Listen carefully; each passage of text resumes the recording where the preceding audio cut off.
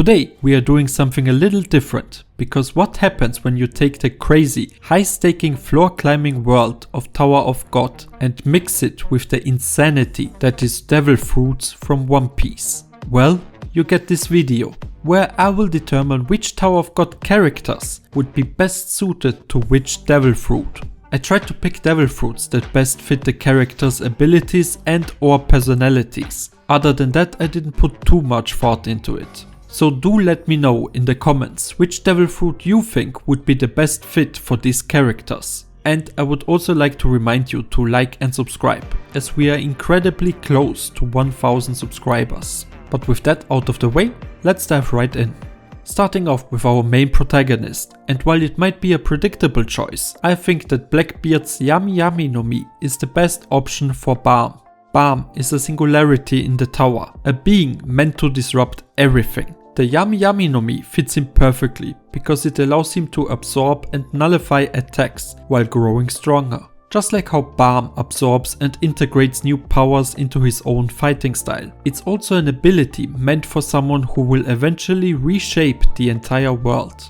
Kun AA is the group's strategist, often ensuring his teammates survive. So I think Law's Ope Ope no Mi would be the best option for Kun Aguero Agnes, because it grants absolute battlefield control, allowing him to manipulate space, teleport allies and disarm enemies. Perfect for his tactical genius. As a support fighter, he could heal injuries, remove poisons and reposition teammates mid-battle, making him an indispensable strategist. This fruit would let him dictate every move in a fight through intelligence rather than brute force. Rock is a hunter, and what better way to hunt than by literally eating anything in his path and transforming it into weapons that he could then also use as spears. The Baku Baku no Mi would let him create ridiculous battle gear, adding to his already chaotic, over-the-top fighting style. I also thought about Pika's Ishi Ishi no Mi, which would allow Rock to control stones, similar to what he can do now, but decided against it as I thought Rock would enjoy eating more than that.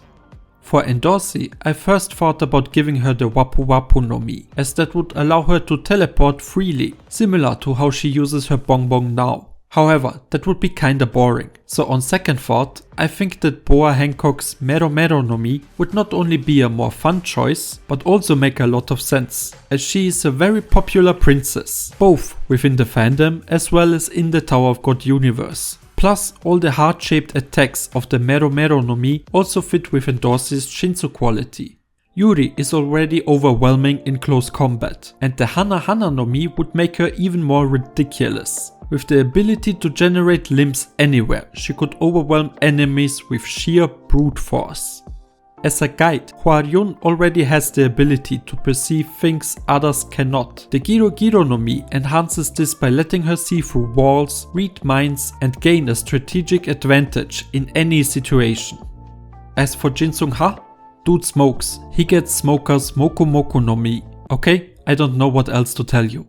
With Wangnan, I had a bit of a hard time. At first, I thought that none of the existing devil fruits were a perfect fit for him and his battle style. However, Wangnan isn't a brute force fighter. He's a survivor and a leader. With that in mind, I think the Tori Tori no Mi model Phoenix fits Wangnan the best, because it enhances his survivability and resilience, allowing him to heal from any injury, just like how he constantly defies death in Tower of God. Its healing flames also lets him protect and support his allies, reinforcing his role as a leader who refuses to abandon his friends. The Phoenix also represents rebirth, mirroring Wangnan's journey as an underdog prince. It's a perfect mix of intelligence, utility and hidden potential, just like Wangnan himself. Well, maybe not the intelligence bit.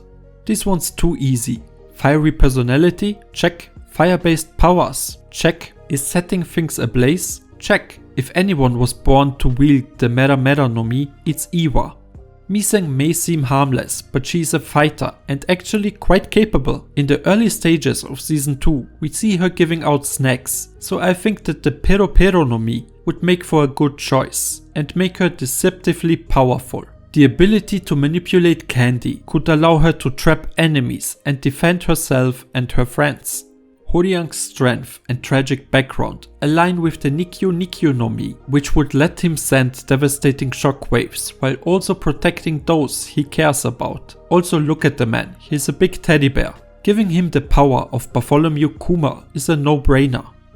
As a support fighter, Goseng would benefit from the Washu Washu no Mi, which the main strength of this devil fruit is that it would allow her to wash and hang out to dry people and objects, as if they were clothes. This seems to render her victims unable to fight back or move, while it also makes them a bit nicer, and I think that suits Goseng's calm and caring nature. Choosing a devil fruit for Kun Edwan was probably the easiest choice to make. Not much to say about this one. He uses lightning and is about overwhelming force and speed, making Enel's Goro Goro no Mi the perfect match. As a scout, I believe that Shibisu would benefit immensely from the Doa Doa no Mi. It would allow him to infiltrate enemy territory, gather intel and escape instantly. In my mind, he would use it similarly to Nov's hide and seek ability from Hunter x Hunter. I think this fruit perfectly matches his quick thinking and tactical nature. The Suna Suna no Mi is perfect for Hats because it allows him to manipulate iron sand, the key ingredient in forging katanas, enabling him to create, reshape and repair his own blades mid-battle. From the way Anak used her green April, I believe that the Hira Hira no Mi would be a great choice for a devil fruit. It would enhance her unpredictability and fluid combat style, allowing her to dodge attacks effortlessly and strike from unexpected angles. By making her body and weapons ripple like fabric, she could extend her weapons, whip enemies from a distance and deliver rapid, unpredictable attacks that are hard to block, even when she is not in possession of the green April. This fruit perfectly matches her aggressive and instinctual fighting style, making her a fast, untouchable warrior who overwhelms opponents with relentless assaults. We all know that David Hockney is an artist, so the Fude Fude no Mi is my choice for him, as it would allow him to bring his drawings to life, enhancing his artistic talent, giving him the power to shape reality itself. This fruit synergizes with his eyes, letting him paint future visions and alter fate by creating defensive barriers, weapons or even illusions, hopefully within 5 seconds. Yamato's Inu Inu no Mi fits Elaine due to its connection to a protective and noble wolf deity, mirroring her sense of loyalty and duty to protect her family. Like the sacred wolf, Elaine embodies strength and noble aura, which aligns with her royal background as a member of the 10 great families. For Rachel, I wanted to give her a really OP devil fruit, and the Hobby Hobby no Mi seems like the perfect choice, because it allows her to erase people from existence and turn them into her servants, fitting her manipulative and self-serving nature. With this fruit, she could remove obstacles instantly, control others without effort, and ensure no one remembers her betrayals, making it the ultimate shortcut to power, solidifying her place in the tower without ever relying on her own strength. For Yuraha, I wanted a devil fruit that includes sound, and the Uta Uta no Mi is not only extremely powerful, but it also weaponizes her past as an idol, allowing her to control minds and create illusionary worlds with her voice. Though a combination of her and Rachel might be a bit too OP. And speaking of OP, Traumadine with Doflamingo's Ito Ito no Mi would be a scary combination. This devil fruit embodies his manipulative nature, absolute control and godlike influence over others. As one of the most powerful figures in the tower, this fruit would allow him to control people like puppets, reshape battlefields and exert his will effortlessly, reinforcing his role as an untouchable ruler. White's entire existence revolves around consuming souls, making Big Mom's Soru Soru no Mi a terrifyingly fitting choice. It would enhance his soul-consuming abilities, allowing him to steal, manipulate and weaponize souls, instead of just absorbing them for more power. With this fruit, he could imbue his sword with souls, create an army of soul-powered minions, and rule through fear, making him an even more terrifying force. It perfectly aligns with his god complex, obsession with strength and desire for ultimate domination, making him an unstoppable nightmare in the tower. Also, I think that the devil fruit is best suited for a slayer, as they are feared throughout the tower, and that is kind of a requirement for this power to work. I would not want to go face to face with Yama, especially after his most recent power up. However, I don't think his opponents would have any say in this if he has the Noro Noro no Mi, as it would allow Yama to slow down his opponents, making them completely helpless as he pummels them with devastating attacks. This fruit ensures that no enemy can escape his wrath, letting him land multiple brutal strikes before they can even react, perfectly fitting his ferocious and overwhelming fighting style. As the king of the canines, this ability reinforces his dominance by forcing enemies to suffer his relentless beatdowns. Karaka's armor is all about keeping him alive, and what better way to do that than with what is arguably the defensive strongest devil fruit out there. The Kira Kira no Mi would allow him to transform his body into diamonds and withstand even the most powerful of attacks, while it would also make him look absolutely marvelous. As for Gusting, the greatest intellectual in the tower deserves a fruit that amplifies his mind. The Nomi Nomi no Mi would grant him superhuman intelligence, allowing him to store infinite knowledge, process information instantly, and weaponize intelligence itself. As the tower's greatest scholar and mastermind, this fruit is more or less the only choice for him.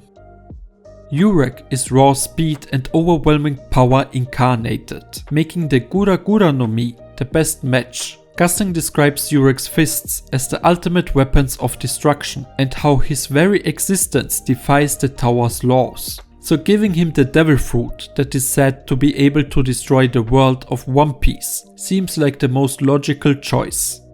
I think giving Jahad an advanced version of Pudding's Memo Memo no Mi would grant him the ultimate power for someone in his position. It would allow him to erase, rewrite and manipulate memories, ensuring that his version of history always prevails. With this power, he could alter history, eliminate rebellions without shedding blood, and control his princesses and subjects by implementing false loyalty. This fruit symbolizes his godlike authority and fear of change, making him an untouchable ruler who decides what is real and what is better off forgotten. And that's my list. Let me know if you have better devil fruit matchups in mind. If you enjoyed this video, leave a like and subscribe to my channel. Also check some of my other content out as well. I am Dennis, and as always, thank you for watching and I hope to see you again. Bye.